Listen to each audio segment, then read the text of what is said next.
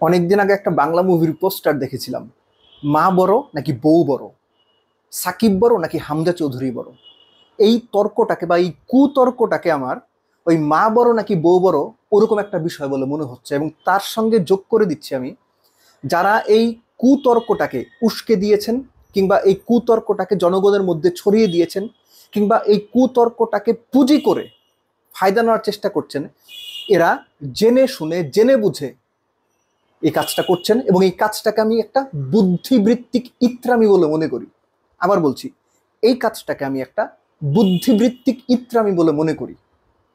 তোদের কি কারণে হামজার সঙ্গে সাকিবের তুলনা করতে হবে? কেন একজনকে বড় করতে গিয়ে জেনে বুঝে কেন আরেকজনকে ছোট করতে হবে? এই ছোট লোকের মানে কি? হামজা বাংলাদেশে আসবে, তাকে হাইপ তৈরি করতে হবে, এজন্য ইত্রামি করতে হবে। এই যে ইত্রামি করার চেষ্টা গুলো করে গণমাধ্যম এবং গণমাধ্যম কর্মীরা, আমি so sorry to say this, কিন্তু তারা এই কাজগুলো করছে জেনে বুঝে, খুব সচেতন ভাবে ইত্রামিগুলো তারা করছে। এবং এর সবচেয়ে ভয়াবহ দিক কোনটা জানেন? হামজা বড়, সাকিব বড়, একজনকে বড় দেখাতে গিয়ে আরেকজনকে ডিফেম করার একটা অনৈতিক চেষ্টা। দুইজন সম্পূর্ণ ভিন্ন জগতের দুইজন মানুষ। ওই যে মা বড় নাকি বউ বড়, দুজনের ক্যারেক্টার ভিন্ন, দুজনের কার্যকলাপ ভিন্ন। একজন ব্যক্তি মানুষের জীবনে বা একজন পুরুষের জীবনে দুজনের ইম্প্যাক্ট ভিন্ন। মায়ের সঙ্গে বইয়ের তুলনা করা, এটা তো এক ধরনের ফাইজলামি। ঠিক একই রকম ফাইজলামিটা করা হয়েছে এই হামজা চৌধুরী এবং সাকিব আল হাসানের সঙ্গে তুলনাটা টেনে আনতে গিয়ে। কে বড় কে ছোট, এই তুলনা আমরা কেন করব? এই তুলনা আমরা কেন করব? হামজাকে বড় দেখাতে গিয়ে কেন সাকিবকে ছোট করতে হবে? অথবা সাকিবকে বড় দেখাতে গিয়ে কেন আমার হামজাকে মনে করতে হবে যে ও সাকিবের সামনে কিচ্ছু না, শূন্য? এই মানসিকতাটাই সবচেয়ে খারাপ। আর এই মানসিকতাটা জন্ম দিয়েছে কিছু গণমাধ্যম কর্মী, কিছু গণমাধ্যম, এবং সেটা জেনে বুঝে এই, আবারও বলছি, এই বুদ্ধিবৃত্তিক ইত্রামিটা তারা করেছে।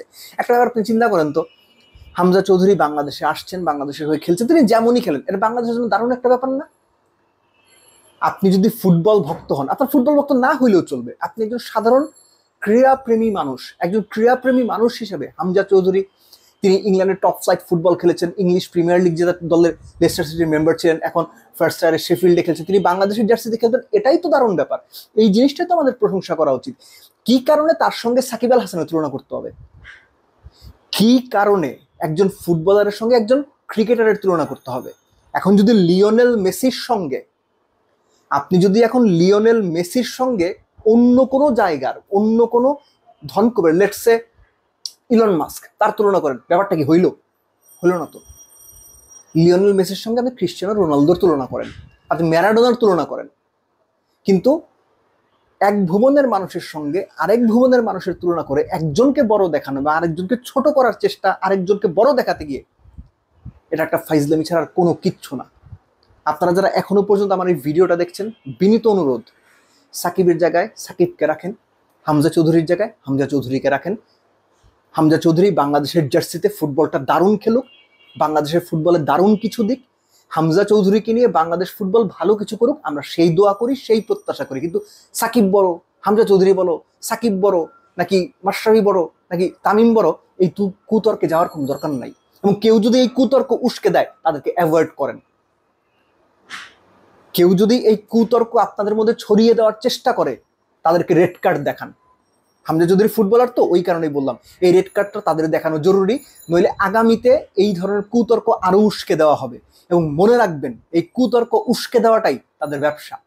তাদের ব্যবসা টিকিয়ে রাখার জন্য এই কুতর্কগুলো তারা, এই ইত্রামিগুলো তারা জেনে বুঝে করে। সো তাদের জেনে বোঝা করা ইত্রামিতে আমরা কেন না গোলাবো? আমরা কেন ওই ফাঁদে পা দেব? আপনারা সাধারণ দর্শক যারা আছেন, আমি বিশ্বাস করি আপনারা খেলাটাকে পছন্দ করেন, আপনারা ক্রিকেটটাকে পছন্দ করেন, ফুটবলটাকে পছন্দ করেন। আপনারা সাকিবকে যেমন ভালোবাসেন, আপনার হামজাকেও ঠিক একইভাবে ভালোবাসবেন। Apart from everything, Bangladesh football বা বাংলাদেশ ক্রিকেট তো সবার আগে। সেখানে কে বড় কে ছোট এই তুলনা যারা টেনে আনতে যান, তারা জেনে বুঝে আপনাদেরকে প্রভোগ করার চেষ্টা করছেন, আপনাদেরকে একটা পাতা ফাঁদে পা দিতে বাধ্য করছেন। আপনারা সেই পাতা ফাঁদে পা দেবেন কিনা, সিদ্ধান্ত আপনাদের।